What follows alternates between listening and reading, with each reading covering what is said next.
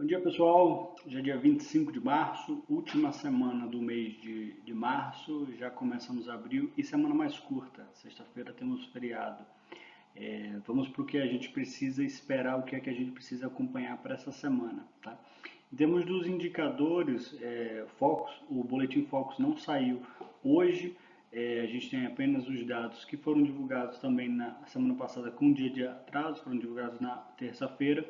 A expectativa é que essa semana também seja divulgado com algum atraso, né? Mas o que a gente teve de divulgação na semana passada em termos das expectativas foi uma alta em termos da inflação, tanto com relação à semana anterior, né? Tanto para 2024 quanto para 2025. E a expectativa do PIB também tem crescido semana após semana, né?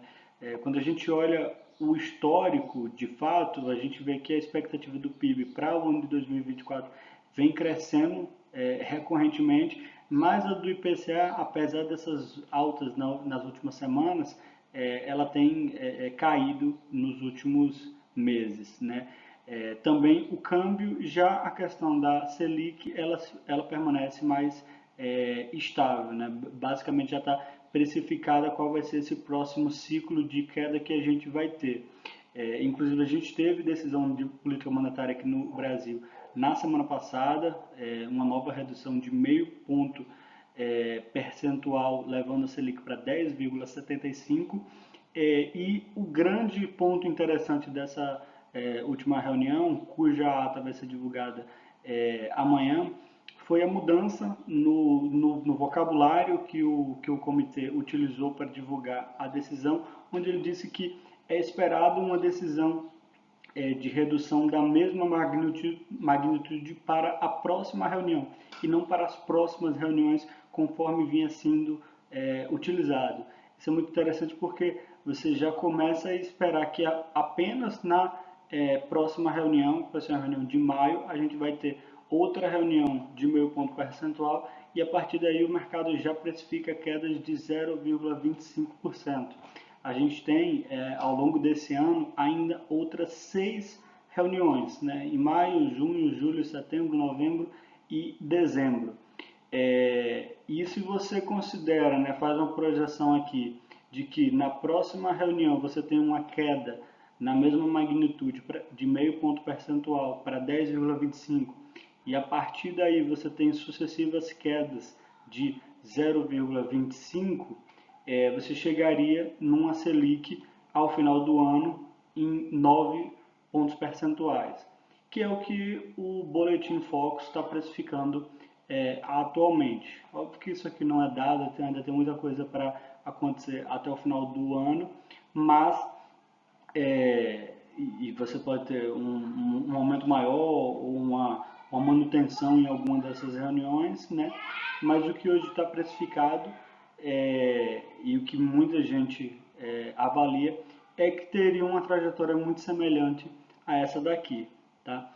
Em termos das expectativas de juros futuros, né, o que o mercado está precificando para depois desse período, a gente vê essa queda mais para um momento imediato, né, ou seja, uma queda até o final desse ano que perduraria, né, em termos do saldo médio de juros para os períodos apenas até 2026 e a partir daí você já teria uma alta, né? Então é de se esperar que você tenha essa alta nos juros, talvez a partir do segundo semestre do ano que vem, né? E a partir daí o mercado hoje precifica algo como se fosse uma manutenção, mas a gente sabe que quando fala de juros futuros, isso nunca é muito exato, né? Algo está precificado hoje, daqui a 2 anos ou 2 anos atrás era um cenário totalmente diferente, né? Mas essa é a forma que está balizado hoje em termos de produto mesmo, né? A gente tem que Tesouro pré-fixado para daqui 10 anos, 2035, está pagando 10,96 e o Tesouro IPCA mais 5,81. Então você teria como inflação implícita média nesse período algo em torno de 5,15%. Em termos de indicadores para essa semana, a gente teria a divulgação do Boletim Focus hoje, né? Não foi divulgado ainda, provavelmente vai ser amanhã, de manhã, por volta das 8 horas.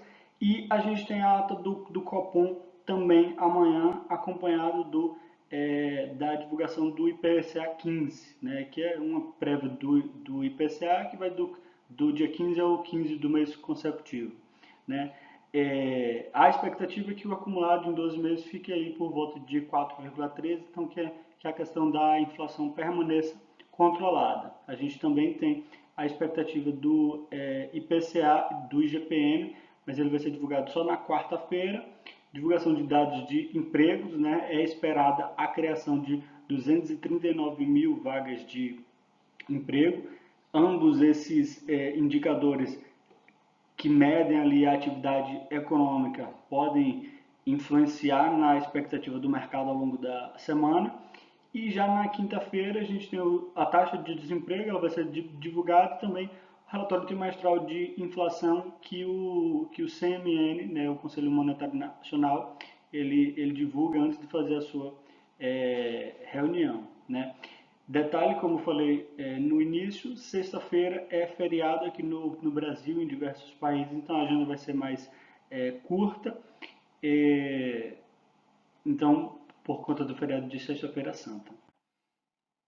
Em termos do calendário político, tem pouca coisa acontecendo no Congresso essa semana, relativamente falando em termos de coisas para andarem ou serem aprovadas, e a partir de sexta-feira deve ser tirado foi combinado, digamos assim, um recesso não oficial, né? Eles esvaziam a agenda ali para o pessoal poder ficar nas suas regiões, né? E devem tirar 11 dias, entre aspas, de folga, né? Apesar de que a principal decisão nesse termo em questões de governo, em questão político, né, não partiu nem do Congresso, nem do Planalto, mas do STF, né? Essa questão de que na próxima semana, dia 3 de abril, deve ser feito o último julgamento sobre essa questão da Previdência, né? Basicamente, há ainda uma discussão sobre até quando é feito o cálculo para o pagamento, né, dos recursos previdenciários, né, se seria a partir de 1994 ou datas anteriores a isso, né, e foi formada a maioria na semana passada para que fosse apenas a partir de 1994, o que representa um ganho para a agenda fiscal do governo, né, porque aí você precisa gastar menos com isso. Alguns analistas estimam em mais de 400 bilhões de reais de economia para o governo, né? Que seria positivo, né?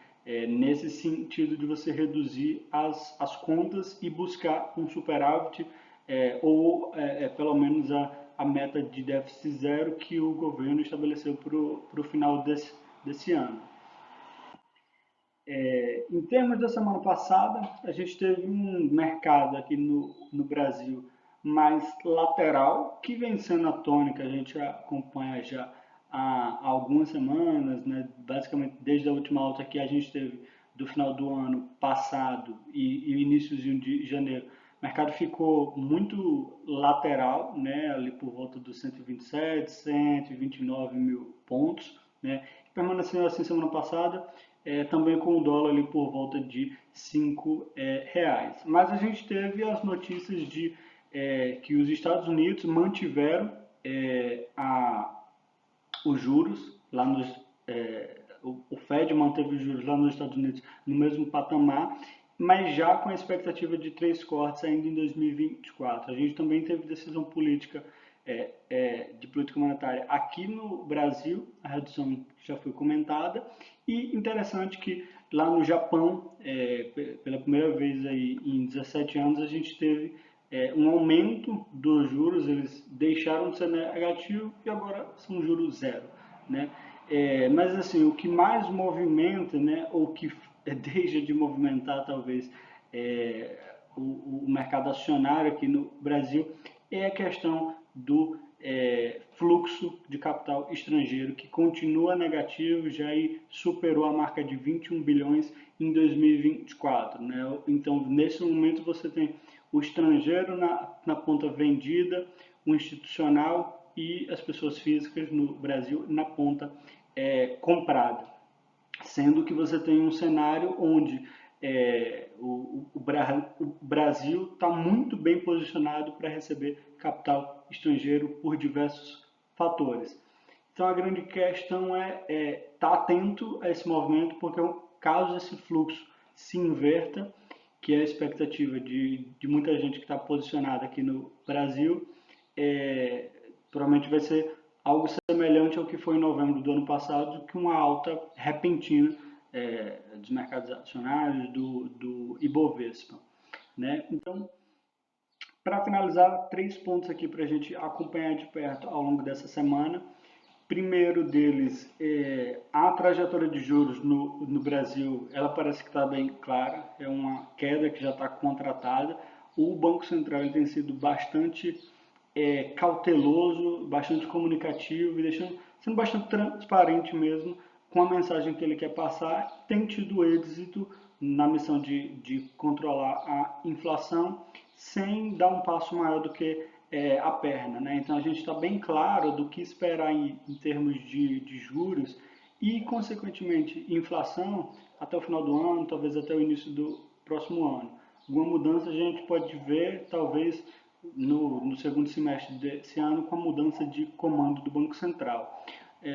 Outro ponto de atenção é que as expectativas de inflação vêm caindo e de PIB aumentando, falando para esse ano. Né? A gente sabe que a postura do governo é mais expansionista, então uma inflação em queda não combina tanto com isso, considerando que os juros também estão em queda. Né? Então a gente pode ver uma reversão dessa expectativa para o ano que vem ou para depois disso.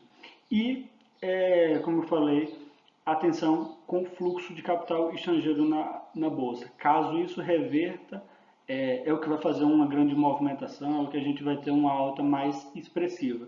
Enquanto o capital estrangeiro ainda estiver saindo aqui do Brasil, a gente não deve ver uma reversão dessa lateralização para cima. Né? No máximo, caso isso se amplifique, a Bolsa iria cair um pouco mais do que está os patamares atuais. Né? Para reforçar o recadinho final, caso você queira acompanhar mais conteúdos nesse formato aqui, a gente tem o nosso Instagram, @despertar.ai, e, como sempre, caso você precise de uma orientação mais próxima, personalizada e transparente, fica aqui nosso número de WhatsApp, manda uma mensagem para a gente. Abraço!